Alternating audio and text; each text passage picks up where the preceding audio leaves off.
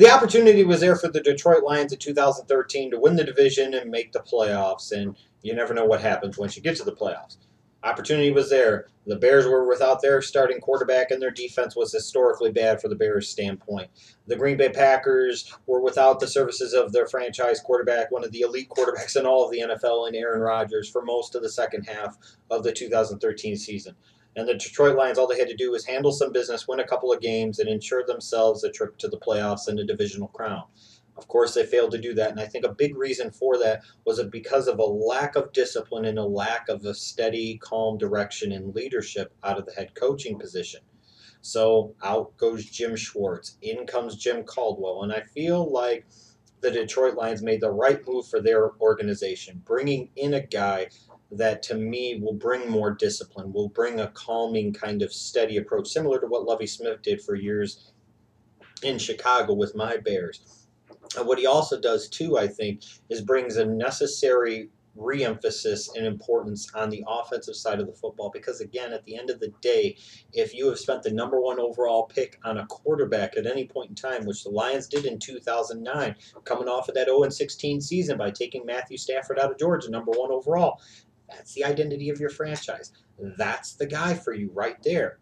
And that's the guy that you have to do everything you can to help out, put in the best possible situation to succeed, because at the end of the day, your success or failure as an organization is going to be measured in large part off of that franchise quarterback. But it wasn't surprising to me, I guess, because a lot of people don't seem to have a clue about how things should really work or do work.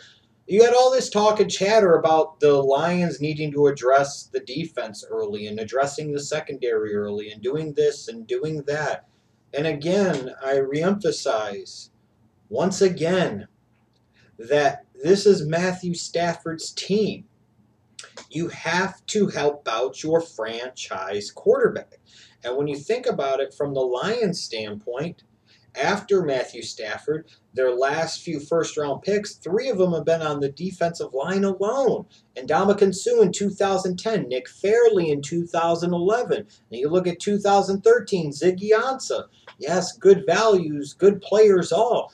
But they don't help out Matthew Stafford specifically on the offensive side of the ball. And at some point in time, you have to help out Matthew Stafford. He has to have more than Megatron in the damn passing game.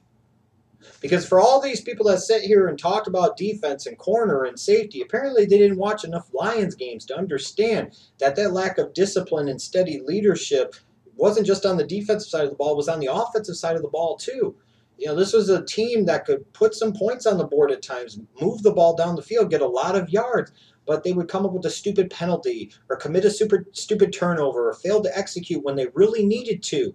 And part of the reason is because when you're Matthew Stafford, you've got Megatron, maybe Bush or Bell coming out of the backfield, and that's really about it in terms of your passing options. If Megatron's out of the game, you have nothing. If Megatron in any way, shape, or form gets contained by a defensive scheme, you really have nothing.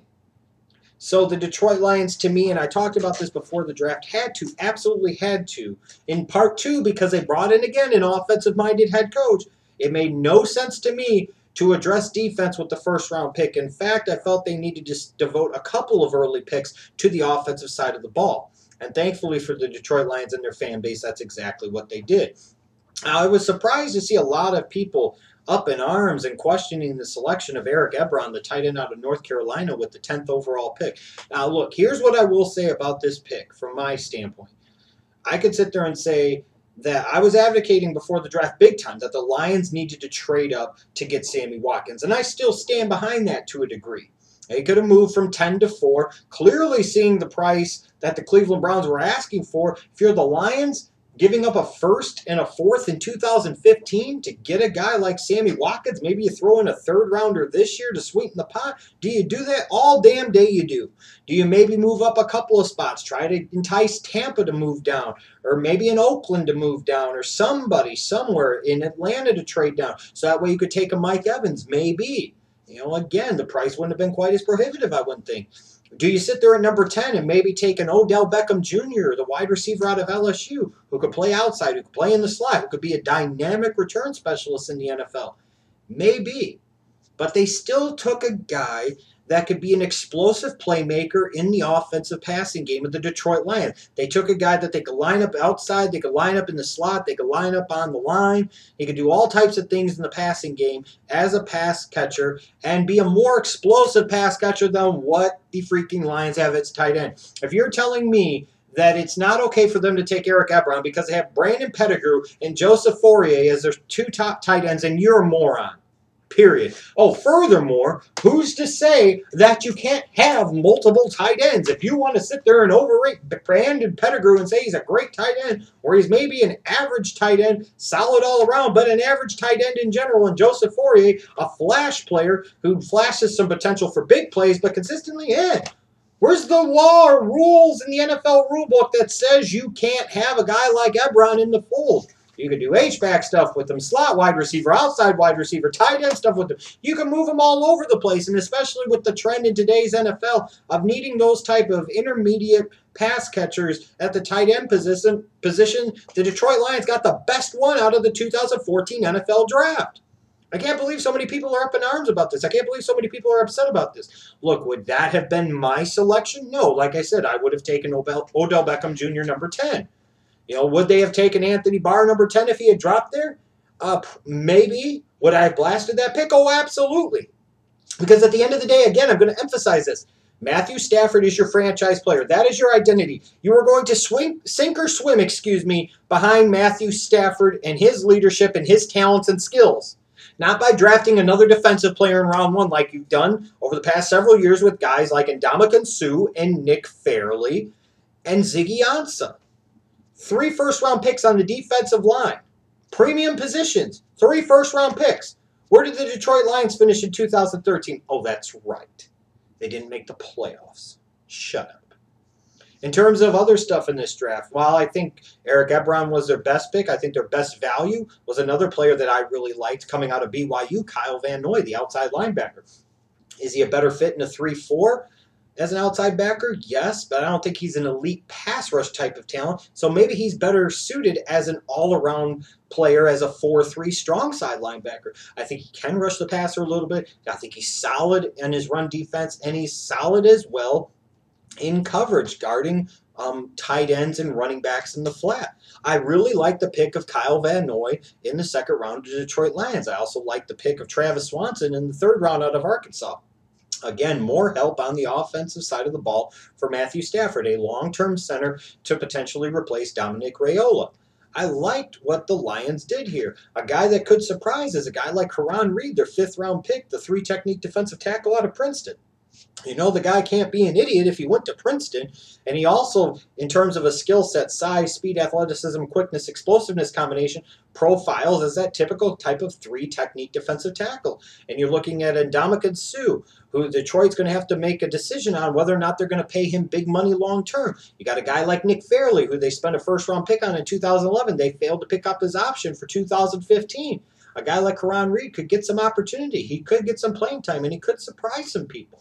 In terms of what I might second guess on this Detroit Lions draft for 2014, they waited until the 6th round to draft a wide receiver.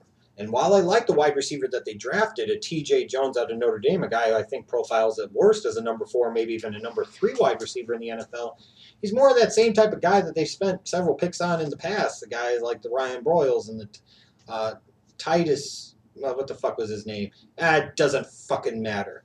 The yak job, Titus Young, excuse me, thank you. It's more of that same type of guy, and they waited until the 6th round. If you think Calvin Johnson and Golden Tate was all you needed on the outside at wide receiver as an organization, then I've got some news for you. And in a draft that was so deep and talented at wide receiver, I thought spending a 4th and maybe even a 5th-round pick on wide receiver would have been the way to go, if not taking one in round number 2, if not, in my opinion, taking one in round number 1. Because I would sit there and say you would have gotten more overall value with your first 3 picks, perhaps, let's say, if you would have taken Odell Beckham Jr. at number 10, you would have sat there in the 2nd round and taken Jay Samaro and wouldn't even have had to move anywhere up the board to go get him. You could have just sat put and gotten him. And then maybe taking a guy like a Terrence Brooks out of Florida State in round number 3, so that way you address another big needed safety. You would have gotten an impact player at wide receiver, an impact player at tight end, and an impact player at safety. So maybe there could have been some things done philosophically that would have better suited the Detroit Lions. But in general, I still like this draft quite a bit for this organization. Ebron does bring an explosive type of intermediate target that Matthew Stafford needs in that passing game that he's never really had. He gives him another explosive option opposite Megatron and Calvin Johnson, which will just open up the possibilities for Matthew Stafford and the Detroit Lions offense. I do like the pick still of Kyle Van Noy and Travis Swanson, two solid players, two guys I think should have long, productive starting careers in the NFL, and guys that both represent good value based off of where they were picked. I even like some of their later picks, guys like Larry Webster, guys like Nevin Lawson, guys like Karan Reed, guys like TJ Jones. I was surprised again that they waited until round 6 to address wide receiver. That could have been a bit of a mistake, and maybe that in part plays into them taking a tight end at number 10 as well. I was also surprised they didn't take a single safety in this draft, and they waited until the 4th round to address the secondary at all, and that was the only corner that they took. My overall grade for the Detroit Lions draft, though, is a B-. At the end of the day, you needed to get some help from Matthew Stafford and that Detroit Lions offense, that Detroit Lions passing game in particular. And getting a guy like Ebron and getting perhaps a long-term starter at center in Travis Swanson did just that for this organization. So a B-, not one of the top 5 teams in this draft, but I think they've gotten a little too much heat for some of the picks that they made because I actually don't have a lot of gripes with them.